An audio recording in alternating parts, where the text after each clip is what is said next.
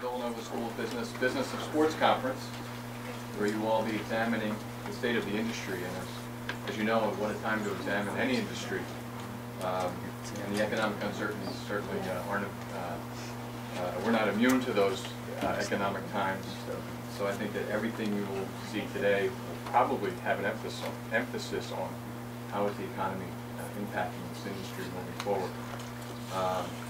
The topics examined today are timely and worthwhile. The speakers participating, as you go through your agenda, are really some of the heavyweights in this business, not only in this region but beyond. So I think we're really fortunate to have the quality of people participating today, and it should be very worthwhile.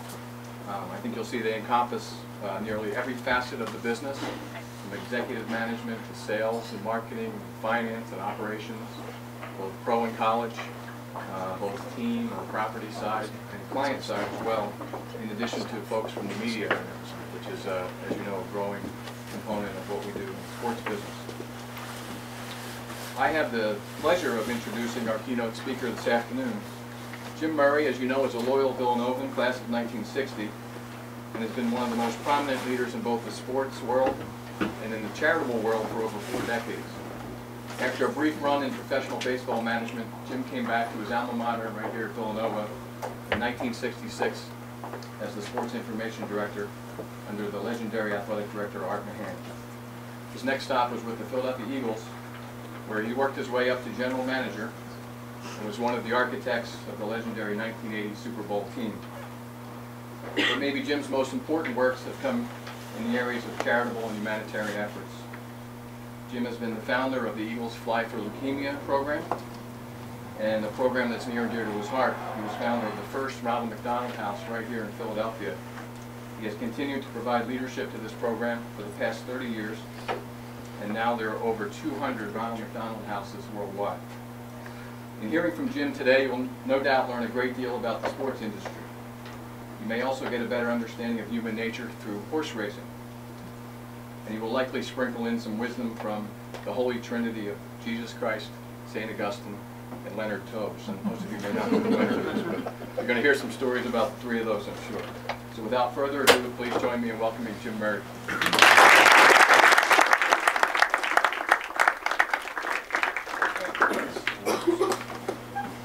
Already ecumenical, because this is a St. Joe grant. I've been there 3 times this week. I almost gave me a feather. Well, he said you had heavyweights. I think I live up to that billing. I usually say I'm anorexic for fighting it, but no, I'm not going to say that. How do you get started in sports? Who cares? Who's going to talk to you? I sat in your chair. My whole life changed with this paper, the Villanova. This is how I started in sports. Sophomore year, ad in the Villanovan, manager needed for the Villanova baseball team. An extremely beautiful collective job. Shagging fly balls, putting up with players. But my life changed because, and this is going to figure in a lot of your lives, because of a teacher. The teacher, it's already mentioned, Art Mahan. Art Mahan was the baseball coach in Villanova. And the 3 years that I was the manager formed me, and I'm sure a lot of you sitting out there can't believe how young you are, how old I am. And I'm saying, you know, when I was sitting out there thinking, the most basic point that almost sounds simplistic is, I knew I wanted to get in sports. I was obviously not a player, although I am a Marine. But the only thing fits me is my tie clip. I'm a disgrace. But I wasn't 128 pounds to make it though. But seriously, I'm a city kid. Just a little bit down Lancaster Avenue. And lived in a very poor neighborhood that was extremely rich. Had great parents. In fact, my dad had one job. He went to Roman Catholic High School and worked at the University of Pennsylvania. And I had a free ride. I could have gone to Penn for nothing. However, as been said, the Augustinians played a big part in my life. Right out of high school, I decided I wanted to be an Augustinian priest. And I went up to Staten Island, New York, and this is too short a keynote speech to give you all the details. But in my sophomore year, I got caught imitating the geometry teacher. And I thought I was really funny. Everybody was laughing. I didn't realize he was funny. So I ended up going to West Catholic Girls, discovering redheads, even as a seminarian, and got thrown out of the seminary in my junior year. Now, if anybody's been thrown out of school, you guys are all probably too smart. And very traumatic experience, getting thrown out of high school, especially for something you didn't do. I can remember taking my youngest son, John Paul, to the cemetery where the Augustinians are buried. I was doing a paragraph on each priest, and I said, John Paul, that's Father Hubbard who threw me out on a bad rap. And John Paul, of course, said, thank you, Father, because he would have been here. 5 kids. Karen, who I got in the package, my wife Diane was married before she married me, and Amy, who started here, but really didn't want to be this close to home. We live around the corner on Roberts Road. And she graduated from BC. And then Jimmy, who's my look-alike and thinks the world ends if Jay Wright loses a game or the Eagles lose a game. Ryan, who was in the building, who works for Vince, he's his business manager, and he went to Villanova. And John Paul, who followed the brainwashing of his sister and went to BC. He's a philosophy major. He's somewhere between Venus and Apollo. I have no idea. He's just crashing for him. He's in a relationship. He's now living in art. So for any, I don't know, that's it. But I have 5 great kids. Karen also graduated there. So I got 3 Villanova guys and 2 BCs. How do you get a job in sports? The whole purpose of today. And I want to reiterate what Vince said. Not only are the topics topical, you are going to meet a lot of people. I just met Mike from Comcast. I mean, you got people coming here who are, it's so different. I remember saying to Art Mahan, because I knew the biggest thing I had going on, I wanted to be like him. He was not just a teacher. He was a father figure. My dad died pretty young. He was only 54. Art is 95 years old and still knows the pitch count. And I still go to his kitchen table. What I found out is he was a lot different than a lot of the other things I encountered in sports. But my whole premise for this is sports is one of the greatest careers you could ever have. All the courses you take at this school will be implemented. All the people you meet will be implemented. Everything that you do will be something you can apply if you get in sports. Sports in our society, use the kids' line, rules. And I was thinking, how would I start this talk today? And sports is so relevant that you could pick up today's paper or yesterday's paper and look at it. Unfortunately, the news is negative. A-Rod took steroids. Bigger than life. You know, Ryan Howard got $54 million. You know, boom, and earned it. And I've seen the whole metamorphosis of the money change over the years, but it's not the money. The power of sport for good is so incredible. One of the guys I thought I could emulate was a guy named Bill Veeck. Now, who was Bill Veeck? You guys are way too young. Bill Veeck was a maverick and a promoter. He's the only guy to beat the Yankees in the 40s with the Cleveland Indians. He came back around the White Sox, God bless you. And, you know, how do you get to see a guy like Bill Veeck or any of that stuff? Well, how do you get to see the first person? Who did I go to? I went to my teacher. I went to Art Mahan. How do I get a job in sports? He still has his Boston accent. He's lived here 70 years. Well, they're just there. You see those guys? They're here. They're here today. Like, how do you get those jobs? Well, they're just there. Well, how do they get there? Well, I guess. So I had an idea. Another thing you get from being, I was an English major here. You know what? John Quinn's the general manager of the Phillies. He's Irish. He's Catholic. He came from Milwaukee. If I could just get to see that guy. So that was my plot. But without going through too many of the details, no way I could see John Quinn. Finally, you got me with the horse racing. I was in Bartley Hall before it was a building. World War II barracks. Second semester, this teacher was so tough, Dr. Fisher. Now, I came from liberal arts. All you business guys, the school is one of the millions. And I'll never forget the guys all going, oh man. He comes in, he put his books down, he went outside. I said, what's the matter? He said, well, there were 97 of us in 101. Yeah. He thought everybody was 12. Oh my God. So the thing was, do your term paper. First thing in Villanova. Learn how to do a term paper. Give us all 3x5 cards. Put down your 2 choices. I'll pick it. I'll never forget. He was standing building. Who's Murray? Who are you, Dr. Jekyll or Mr. Hyde? So my two choices were, number one, Blessed Virgin Mary, number two, horse racing. So he said, do horse racing. And you know what? I ended up putting a track like this in Spartan State Park. That's a whole other story. But anyway, here I go. I'm with Art Mahan. I'm saying, how do I get a football? How can I meet John Quinn? And he calls me one day after Christmas, already done school. Aaron's saying, what are you going to do? When are you going to, Mike, where's my buddy Mike? I go over here. You know, what are you going to do? You're out of school. What are you going to do? Oh, I'm going to get John baseball. I was so focused. And Art Mahan called me and he said, this guy named John Ogden, who's actually signed some pretty good players. And he lived in a place called Oxford, Pennsylvania. A nice little town. Never know where it was. And when I went here, unfortunately didn't have a car. I hitchhiked here for 4 years. So I hitchhiked to Oxford. The only reason I'm telling the story because it is a little funny component. This guy lives way in the woods. The last guy to pick me up is one of those Bible salesmen. Guy had just knocked off somebody, some poor lady for $700 worth of Bibles. He had a cowboy hat on. One good deed deserves another. Drives me right to this guy's house. Now the guy was impressive. He was as tall as Mike over there. Big man, graduate of Swarthmore College. And he said, what do you want to do? I said, well, I would love to get a job with the Phillies. I'd like to meet John Quinn. He said, sit down. I mean, it's like a movie. Two rocking chairs. He had a scrapbook. He's going through it.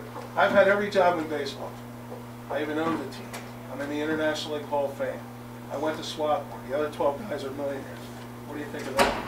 That's why you got two Thunderbirds in the driveway. Get a nice house. You're not doing there. All right. He says the only 16 jobs worth having are the general manager's job. Well, what do you think of that? I saw there's two new teams. And that's the Astros. Awesome. He says, I'll get you to see John Quinn. That's it. I am a happy camper. I can't wait.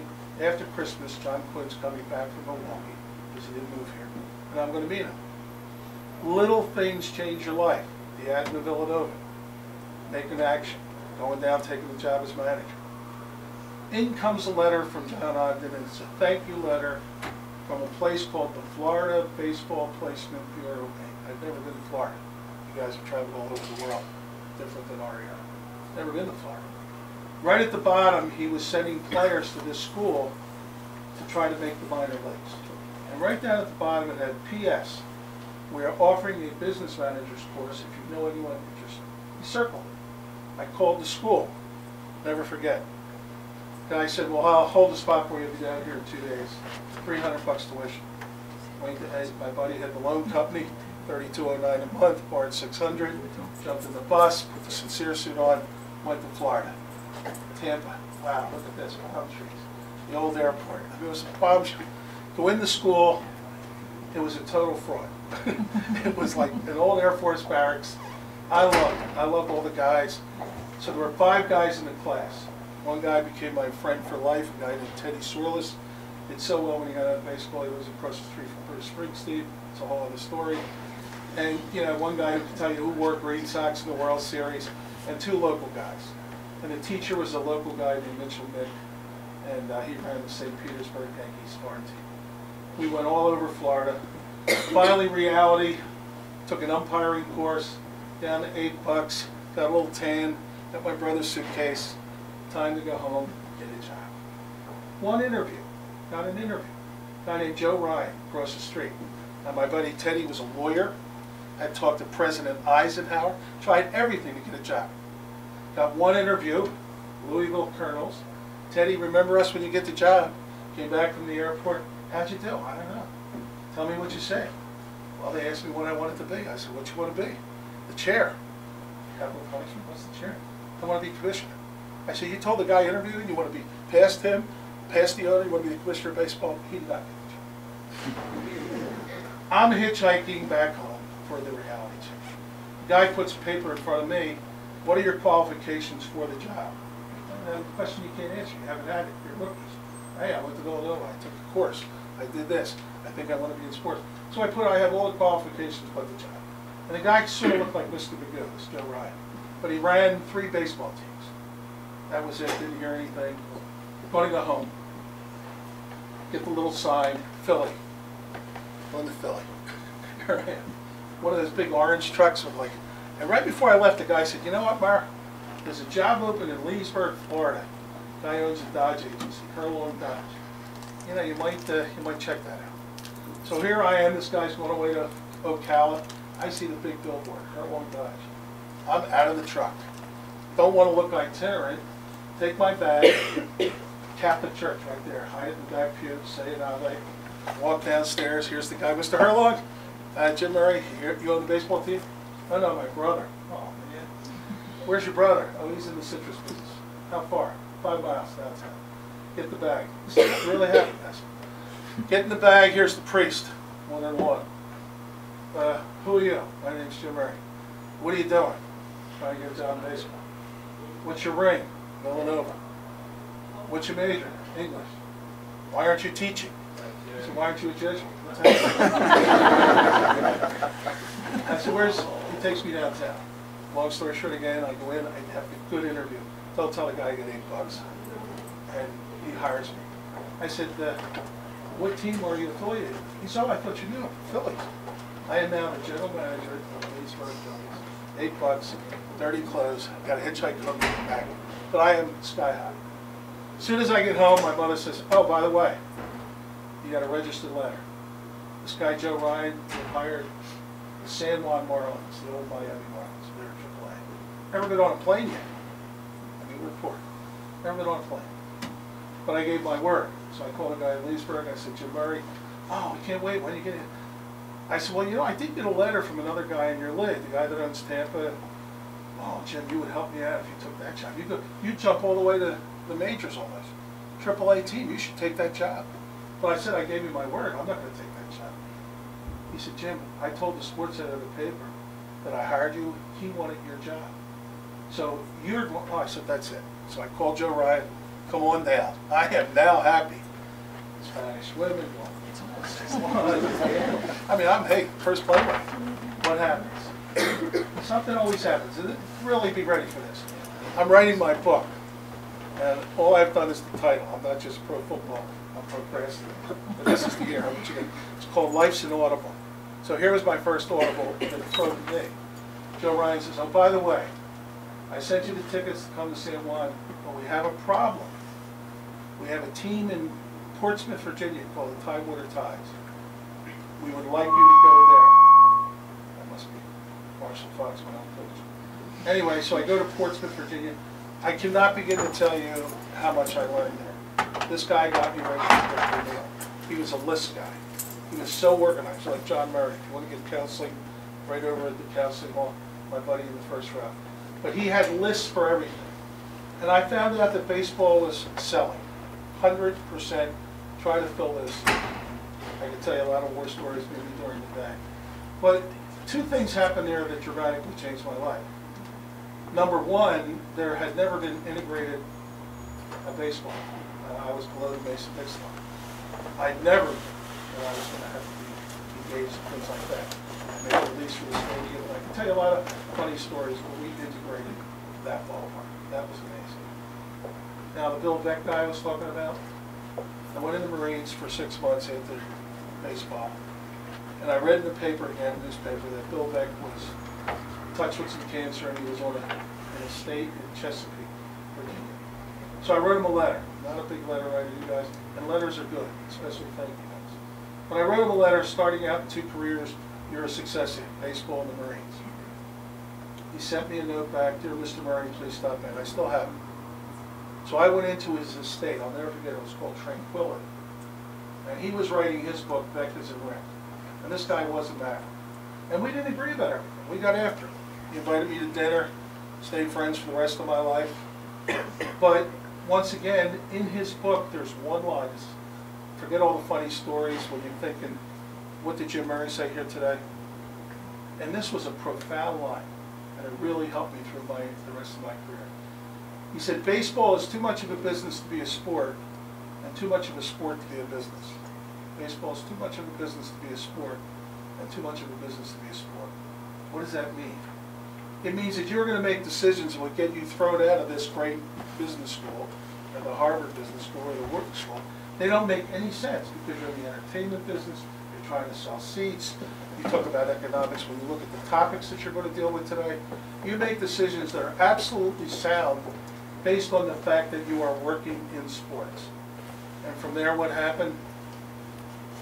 One of the great things in my life, working in the Tidewater Tides, and then the team got out of San Juan, called Jimmy Murray up, fly him over to Charleston, West Virginia. Here I am, your age, off the plane, there's the mayor, there's the cameras. Thank you for bringing baseball to Charleston, West Virginia. What are you going to call the team? I said, the Marlins. Now, there are many Marlins close to Charleston. We're not going to change the uniforms. So here's my first plane ride. We have this AAA team here. I win the Marines. The team has moved to Atlanta, Georgia. Oh, real Marlins down there. Unfortunately, politically incorrect, name of the team, Atlanta Crackers. Greatest thing that ever happened to me. I met my wife 47 years ago, March 25th. She was a dancer. She came strolling across the parking lot. I was the little Irish guy, had some hair, no chins. First words I said, what's your name? Diana. I said, Diana, I'm going to marry. Who was this little twerp? You know? So we all have different jobs. So what happened? I was going to change hats today. I have all these little tchotchkes in here. I got 3 hats. I meet my wife. I'm going to do it real fast because we're running out of time. It was a great experience. We worked with the St. Louis Cardinals. Tim Carver, who you see on television, was the catcher. We won the Little World Series, which there's all kinds of great stories like that about that. They're the same team that beat the Phillies in '64. The Phillies blew a big lead. I was rooting against my own guys, rooting for the Phillies because I'm a loyal Philly guy. So from there, a guy hires me to run a restaurant. Too long to tell you the story of Romanian. It was like working in Villanova. They had the vow of poverty, we keep it. So Stepan was a great guy, an incredible man, both in the Nazi and communist concentration camps because he was a teacher. But he taught me the restaurant business. My whole life is this word McDonald. The guy Joe Ryan who hired me, the owner of the team, was Bill McDonald. The guy in Atlanta who I meet in the crazy bar I was running, Jim McDonald, sends me to run a bar in Malibu. Not for this class. 20 years of my life for 1 year. Malibu was great. Everybody drove a Porsche, had half a movie script, and never paid the bar back. It's better than the bars. I kept the place floating. Get a phone call, life change. Art Mahan, one of the guys that sat in Vince's chair. Jimmy, you got 24 hours to decide if you want to come back to Villanova. Greatest decision I ever made. Greatest job I ever had. All the things that happened in my life. Working for my mentor. Probably the greatest economic value in the history of sports, Palestra Big 5 basketball. However, it's hard for me to watch basketball. I can only describe it as waterboarding. It's the worst. I get so nervous. My little grandson lost out at Harkham the other day, 11 years old. I'm dying, more than the Super Bowl. I went with John's daughter to the Syracuse game.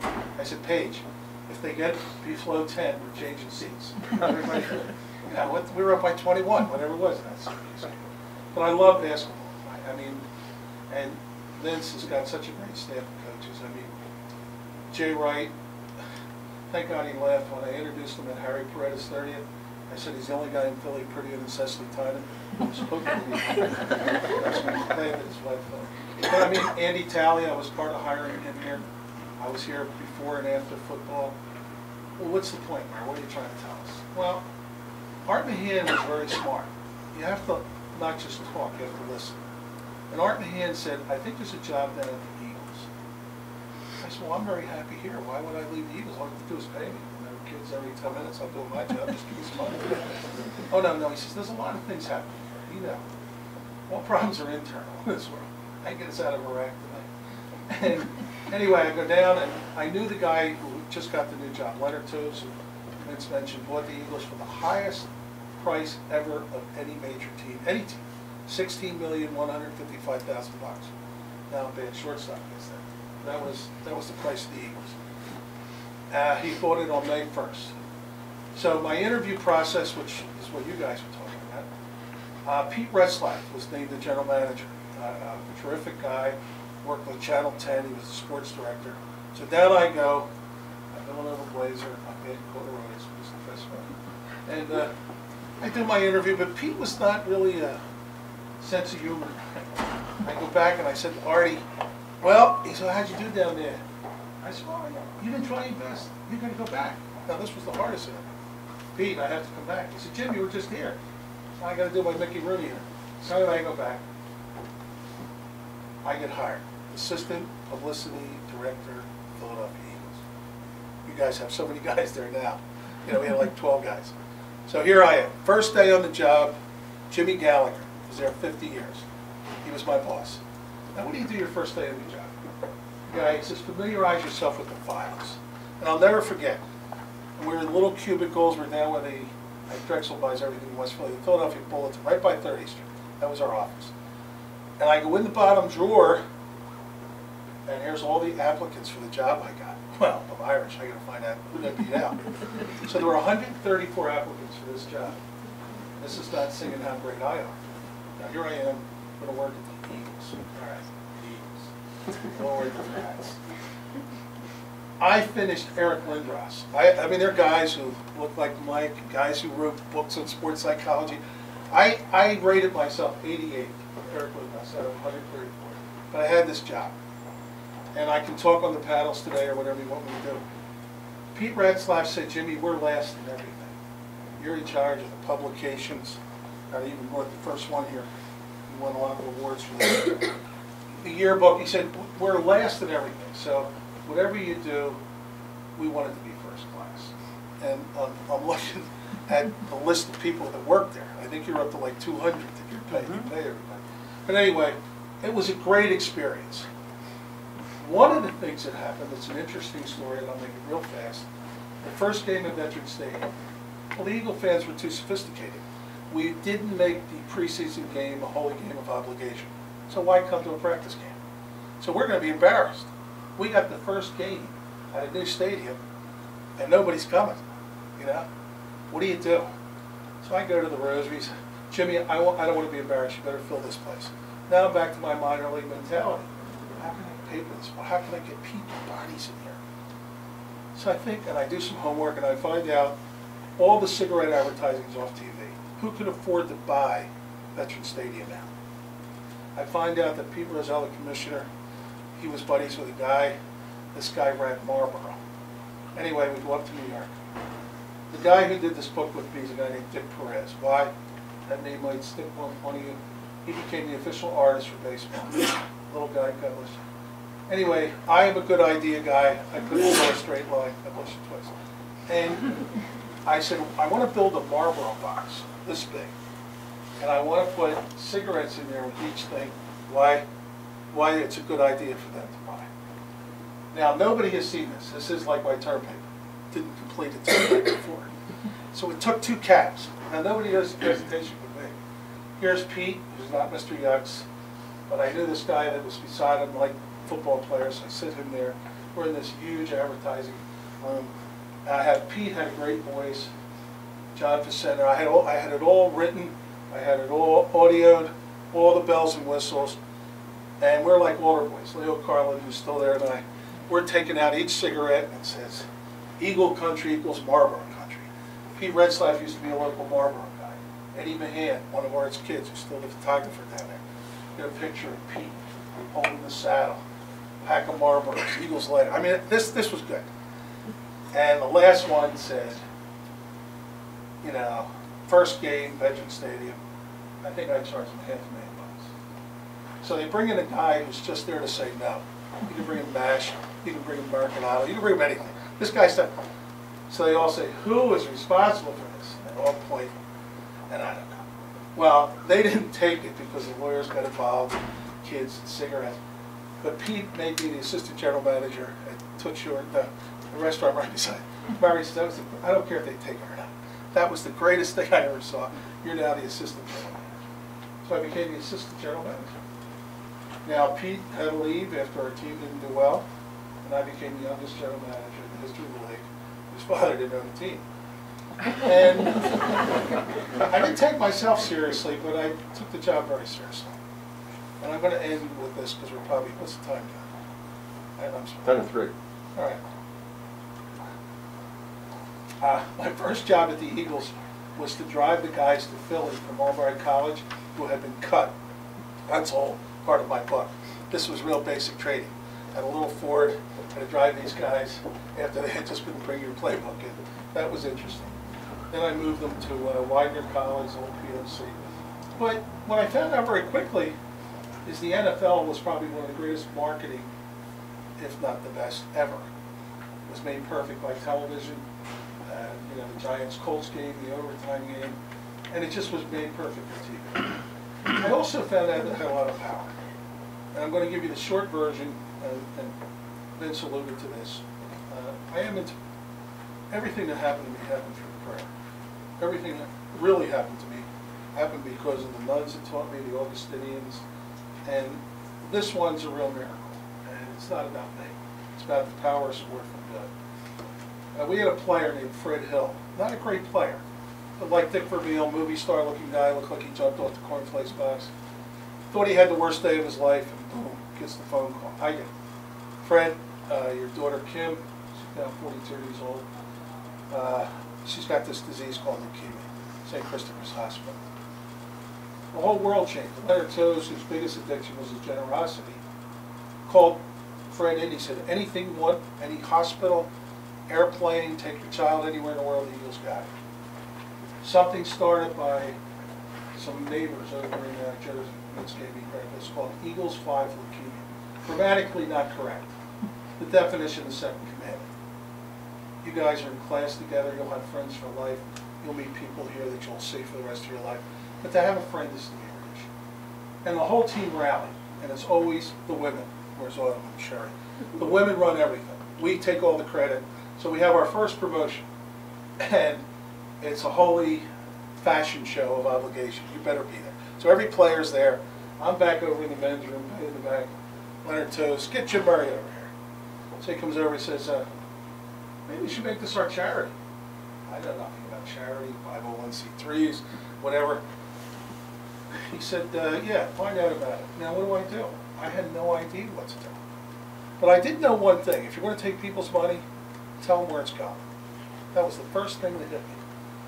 And I said, you know what, I'll go up to St. Chris's. I'll check out Kim's doctor. He was a hematologist. I had no idea what that was.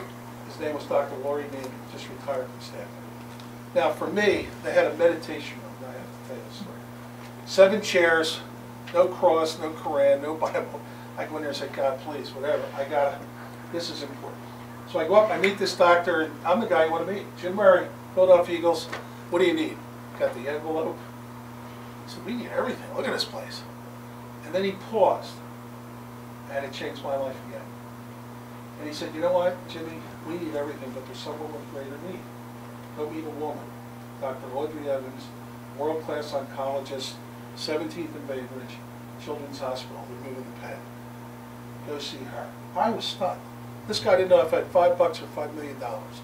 And he's sending me to see the, not competition, but the other children's hospital.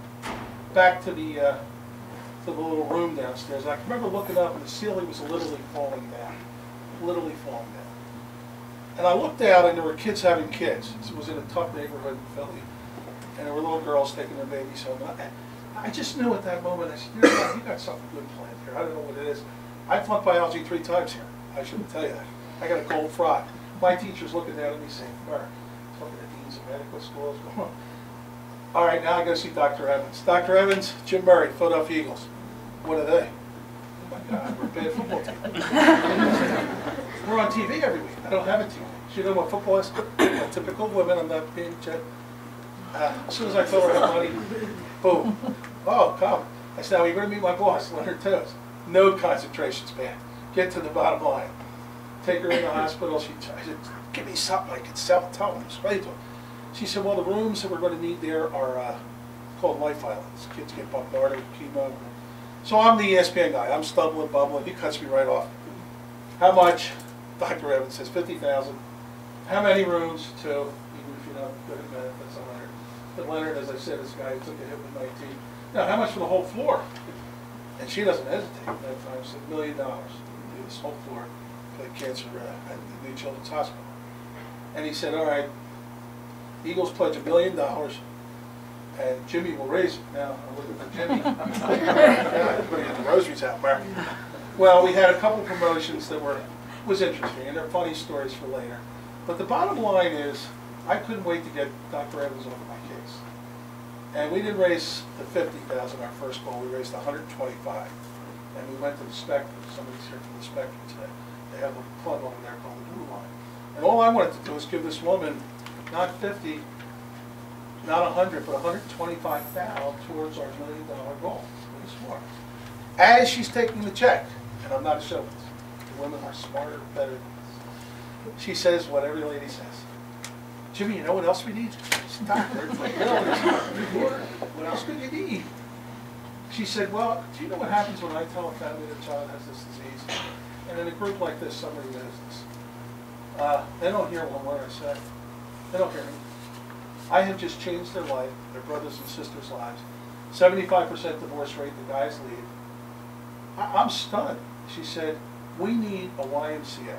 We need a place where they can eat together, talk together, just like today. That's what today's about. To interact with each other, to ask the questions, to meet the people who have taken the time to come here today, to be a family. It sounds simple, but it's right on. It really takes the heat off if you have somebody to share with, whether it's good or bad. And then I do the Philly thing. I said, no, you want a house. Pardon me? I said, well, I'm from Philly, Little Brooklyn Street, 42nd Lancaster. We had no money, nobody locked the doors, my mother got sick, somebody made the chicken soup. We need a house. She was smart. She said, well, get us a house. Okay. I looked them out and started, pray about it. Who do I call? I call McDonald's. And it's interesting this time of year. So I called my buddy Don Tuckerman. I said, Don, what's your next Mickey D's promotion? Funny you should call. Shamrock Shakes. Irish guy called Jewish guy, green milkshakes, green tea. We had one good player, Roman Gabriel. I said, Roman, I'm going to have you there. Can I get 25 cents from each green Shamrock Shake? For what? I said, well, it's this house with a... He said, we always have to talk to the Italian guys. Ed Renzi. I said, who's Ed Renzi? Well, he's the regional guy. He's got a sales. He's over in Jersey. 48 hours, FedEx and the Lord. Ed Renzi calls. Jim Murray, you want to do if we give you all the money, can we call it the Ronald McDonald House? I went to Villanova, but that's what I said. You give me all the money, you call it the Hamburger House. That's where it was born, guys. And once again, the story's too long, and it's not about statistics. The power of sport for good, the generosity of the Eagle fans, all the fans. You're going to meet Phillies people today, Eagles people, Spectrum people, the passion in this town. You know it. You have it when Jay brings the teams over and does this. That's not phony baloney stuff, it's real stuff. And from that little mustard seed, there's, say, a million other stories. Second house was in Chicago. There are 281 houses right now. It changed my life forever. It's what I do every day. I can't even begin to tell you, and won't tell you. Well, anyway, it's the most meaningful thing I've ever done. Where did it come from? It came from your chair. It came from who you are. Not only did Bill Beck say baseball or hockey or basketball is too much of a business to be a sport, and too much of a sport to be a business, you can change people's lives. I'm involved with some stuff today right now with people who are really on defense on their way home. And just hearing a player call or having a guy stop at a hospital does more. You know, Jay Wright takes those kids to the Villanova School every year. You don't hear about that. You hear about, well, somebody missed the 101. You know, Andy Talley started a national bone marrow transplant that's changed lives all over. That's what it's really all about. And it's an honor for me to come here and share with you. It's a privilege to come back to my school. I love being in this parish. I love the movie star Peter. I love your president, Peter. He still says Mass at 10:30. I love the Augustinians. When you go by in class break and you see that little class enclosed chapel, my whole life is in there. I sneak in there once in a while at 11, and in front of me's Father Duffy. Father Duffy was the provincial. Turned me down when I wanted to go back in the seminary. I told this girl I'd go up here. That's all it was. Anyway, and here's Father Driscoll. I went to the dedication of the beautiful new nursing facility. Here's Father Carney. Who's he? Cherry, he's the only one smoking dust. I was taller than him. He's still over there. I said, Father, you got to stop smoking those cigars. He's 94 years old. I won't. Point is, you're at a great university. You know, you talk about that little thing that you maybe read in class. You are one group of people taking advantage of a lot of work by Autumn and Jen, Cherry, and their staff to say, you know what, guys, maybe that crazy Murray guy can give you some real practical advice. Here's one. I brought to Villanova because I got my job there. This is a book or paper, Sports Business Journal. If you don't get it, if it's not in the library, this is one practical. There are more jobs now involved with sports and sports marketing in the history of the world. Broadcasting, and I've been doing an LPGA event for 29 years. It's our last year, ladies golf. I've been involved with a lot of different sports. Mostly, for me, it's called press relations and selling. But whatever you do, get a copy of this because there are jobs in here. There are places you can apply in here. It's not like trying to hitchhike to John Hawkins' house. I hope I get a chance to talk to you. I'm going to hang out, do whatever you guys want me to do today. I'm going to end with something that's fairly serious. One of my little prayer groups, this guy in the first row, I don't want to embarrass him, John Murray, one of his best friends was an Augustinian priest, and he did great things, but he decided to leave the order and he got married. And, he had a son named Danny. And about 3 or 4 years ago, John handed me this piece of paper. And I'm going to read it. I was praying about whether I should share this, you know, sports and sports marketing. But you know why I'm going to share it? Because Danny Riley was exactly your age. And I'm coming here today, I don't want to do bad one-liners or sing how great I are. I was really lucky too. You got to be lucky. When we hired Dick Vermeil, our says, let's not just get a good coach. Let's get a good coach who's lucky. And poor Vermeil, I remember interviewing him at the Beverly Hills Hotel. And he asked me the toughest question. Jimmy, can I ask you a question? I said, Coach, that's why I'm here. Why would I come to Philadelphia? I said, what the heck's that mean?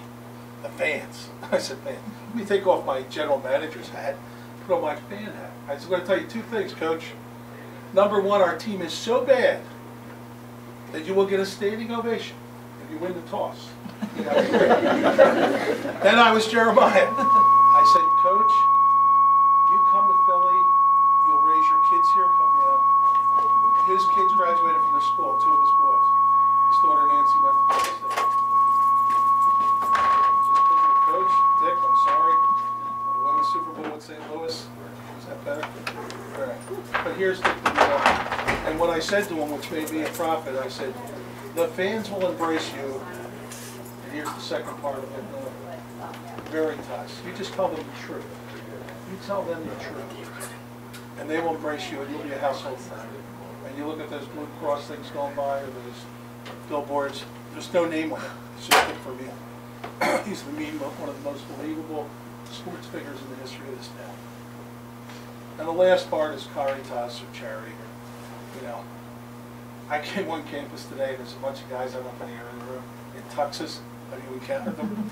Singing to the girls. One of them? I love it. Man, I love it. Here's 12 guys walking across the field. I said, somebody, you know, and here they are, just breaking into song and wishing happy Valentine's. I thought that was pretty cool. So Danny Riley wrote these words when he was 15. He would have been exactly your age, if he didn't go home next year. And here's what he wrote. I watched as Dr. McQuaid tried to say something, but the words got caught in his throat. Instead, he dropped his eyes, scribbled something on a piece of paper, and slid it toward the receptionist in the hospital green. Dr. McQuaid, who'd been my pediatrician for over 15 years, just happened to be on call that day and broke the news to us. My dad leaned over to me with glossy eyes and a voice full of trembling pride. He said, "You'll be our Lance Armstrong. You'll beat him." I know, I thought to myself. A year ago, I had a craniotomy to remove a 4.5 by 5 centimeter malignant tumor from the brain. The surgery went well, but that's not really the hard part, in my opinion. All I had to do was fall asleep. Because of the high grade of my cancer, I had doubled up with radiation and chemotherapy to best counteract any tumor reoccurrence. The semester after my surgery, I had to take incompletes in physics and AP calculus, which I later made up and dropped 2 of my classes to make time for radiation therapy. What might seem like an ominous daily trek to a downtown facility full of the walking dead soon became a lovely ritual.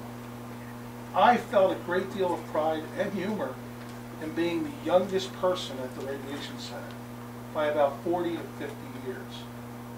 I also took it as my obligation to bring some youthful spirit into a place so drenched in mourning with maybe just a simple smile or a pleasant comment. It comforted me as much as it comforted the other patients sitting alone in the waiting room, filled with nervous glances and outdated magazines. Because of my treatment, I do miss out of school, and when I'm feeling sick or have appointments. Also, the effects of the treatment make it difficult to play sports as I once did. But I have learned to overcome these barriers, as they cannot stop me from living a normal life. Living a normal life, that's one of my proudest achievements. Despite everything that's happened to me, I know that I'm still able to do anything I set my mind to, whether it be working diligently in school, enjoying music, or being there for my family and friends. I still live life to the fullest. These are the last 2 paragraphs. These are astounding to me. Having brain cancer is the greatest thing that's ever happened. It's given me a new life as opposed to taking one away. This concept may be hard to grasp, but I have begun to appreciate everything with fresh insight now, and I've seen how life can be cut short both in years and quality. With this comes a stronger appreciation for friends and family that have helped me throughout. I don't remember myself before cancer, and I don't think it's because they accidentally took part of my brain out and I was asleep. I'm as happy as I am today. I don't miss being cancer-free, and I wouldn't trade the world to have my life be any other way than it is now, brain cancer and all. I'm a better person than I was before. I can adapt, I can appreciate, and I can love on a whole new different level than before. What I may lack in energy at times, I make up for with an enhancement of my connection with life and the present moment. And whatever time I may lose out in the future, I'm sure to make up for it by living now. I read this every day. I read it because it says what we all, whether you're 18 or 20 or 50 or 70 as I am. This young man who just passed, Cal Santa Barbara, was at his school. Great musician, has his own album. Who was the guy these were? No, John, who's the guy? Who is it? Jack Johnson. Jack Johnson. Jack Johnson went on tour, bought a guitar for Danny, puts it up. I don't know if he reads this, but he tells Danny's story. And why do I tell this story? Because it sums up all the stuff I'm trying to say to you guys. That you really just be present to the present. You know, when your mom or dad calls and asks you how you're doing, or maybe somebody in your family gets sick, and I'm sure you live like this, and you've been touched by all the bad stuff like all of us. But this guy had it down. He only lived to be 21. But he lived 100 years. And, well, what has that got to do with sports? That's got everything to do with sports. You know, I worked for a team that lost most of the time.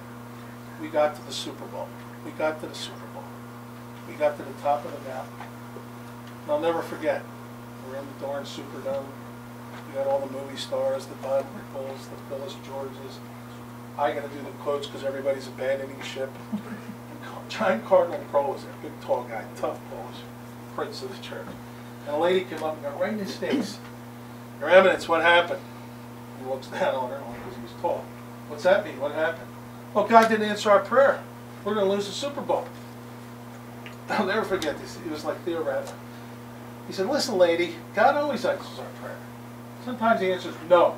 Boom. So that's going to happen to you. You're going to say, man, that little guy, he got in there and he ended up in that job. You know what? You got to be persistent. You got to be focused. Don't give up. What was that Winston Churchill thing? Never give up. Never give up. So, Vince, I appreciate it. I'm sorry I went over. Thank you for taking care of Brian. See my boss. Get you what? My boss. Okay. Anyway, give Vince a hand. He's the athletic director. think I don't want to be over time for, Yep, time I to move. appreciate your attention. I really mean it. It was a sincere honor. If I can help you guys in any way, or any of the people on the panel, go listen. Don't just talk. And I hope I said enough that maybe you understand that sports is a great thing to be part of, and it certainly made my life a lot better.